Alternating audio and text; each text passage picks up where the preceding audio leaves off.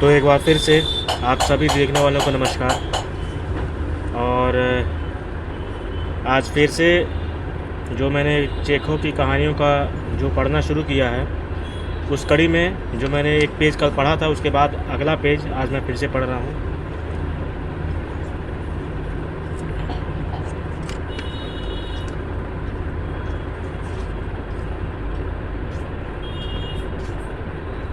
Chekhov की आरंभिक कहानियों में से एक सबसे लोकप्रिय कहानी गिरगिट में आश्चर्यजनक स्पष्टता से चापलूसी की सारी कार्यविधि ही उघाड़ कर रख दी गई है।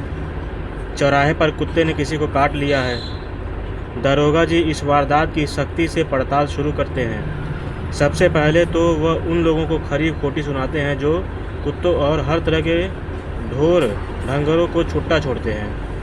तभी कोई कहता है कि कुत्ता तो जनरल साहब का है और गिरगिट के रंग की तरह दरोगा साहब के ख्याल बदलते हैं। वह उस आदमी को ही भला बुरा कहने लगते हैं जिसे कुत्ते ने काटा है। नहीं, यह जनरल साहब का नहीं है, ये नहीं है, कोई कहता है। और अब दरोगा साहब मामले को यहीं नहीं छोड़ेंगे।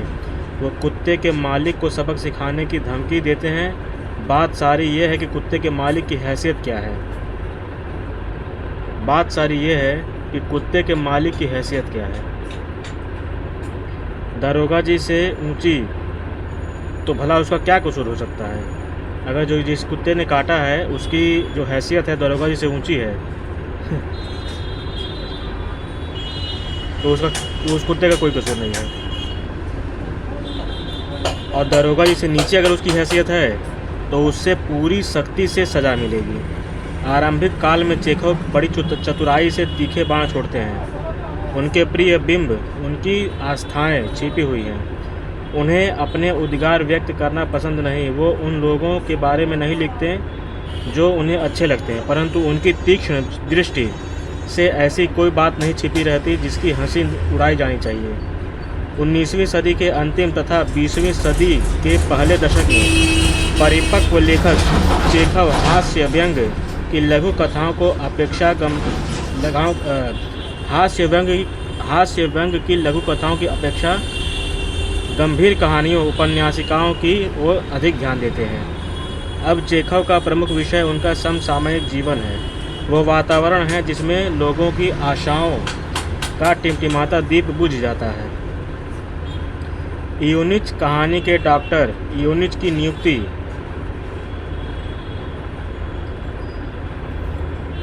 सर नामक नगर में होती है। नगर के सबसे सुसंस्कृत और प्रतिभा संपन्न परिवार के नाते तुर्किन का परिवार उसका परिचय कराया जाता है।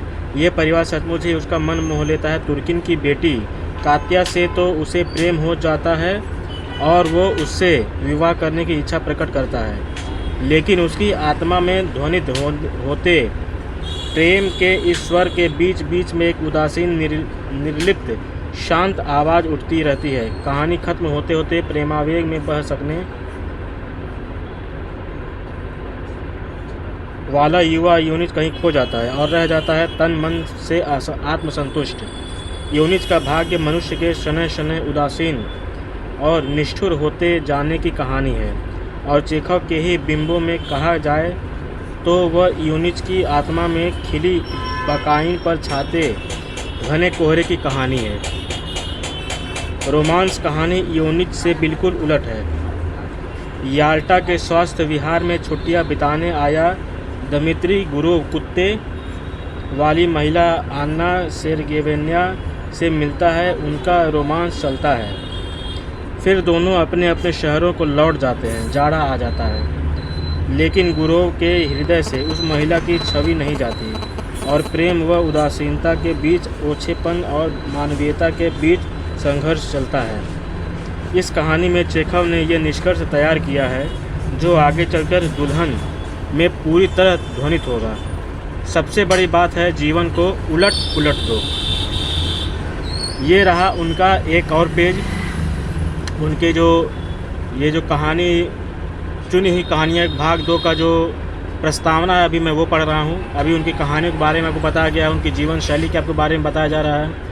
उन्होंने कौन कौन सी कहानियाँ क्या क्या सोच के लिखी होंगी, उस कहानी का निचोड़ क्या है, सार क्या है, वो आपको बताया जा रहा है। इसके बाद मैं कहानी शुरू करूँगा। तो एक पेज और पूरा हो गया। अगर आपको पसंद आए तो लाइक शेयर सब्सक्राइब ज़रूर कीजिएगा, मेरा उत्साह बढ़ाइएगा। और हिंदी, जैसे कि ये तो रूसी लेखक हैं लेकिन इनका जो अनुवाद है वो हिंदी में है, और हम हिंदी पढ़ना लिखना सुनना भूल चुके हैं, छोड़ रहे हैं। शर्म आती है हमको हिंदी सुनने में, हिंदी बोलने में, हिंदी लिखने में।